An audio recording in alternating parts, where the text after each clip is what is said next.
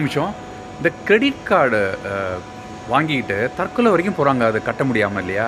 கொஞ்சம் டிப்ஸ் உங்களுக்கு தரேன். இந்த லைஃப் டைம் ஃப்ரீன்னு கார்டு கொடுப்பாங்க.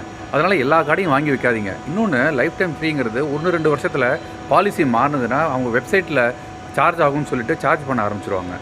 அண்ட் ஒரு கார்டுக்கும் இஷ்யூவன்ஸ் ஃபீன்னு ஒன்று இருக்கும். அதுவுமே உங்களுக்கு வருஷத்துக்கு ஒரு தடவை வந்துகிட்டு இருக்கும். ரொம்ப முக்கியமான விஷயம், இந்த கிரெடிட் கார்டில் வந்து ரொட்டேஷனில் விடுறாங்க இல்லையா? ஒரு கார்டு வாங்கி இன்னொரு கார்டு, அது செய்யவே செய்யாதீங்க. மினிமம் அமௌண்ட் டியூன்னு ஒரு காலம் வரும்.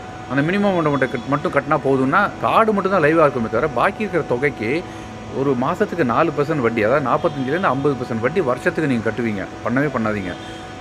கேஷ் விட்ராலும் கிரெடிட் கார்டை வச்சு செய்யாதீங்க. ஏன்னா அதுக்கு 2.5% 3% வட்டி ஆகும். உங்களுக்கு உங்கள் கையில் அடுத்த மாதம் பணம் வந்துடும் அப்படின்னு இருந்தால் மட்டுமே நீங்கள் கிரெடிட் கார்டில் வாங்க ஆரம்பிங்க. நல்ல வசதிகள் இருக்குது, ஆனால் தவறாக யூஸ் பண்ணால் உங்களே கழுத்தை பிடிச்சிரும் அது வந்து. அதனால் ஜாக்கிரதையாக இருங்க.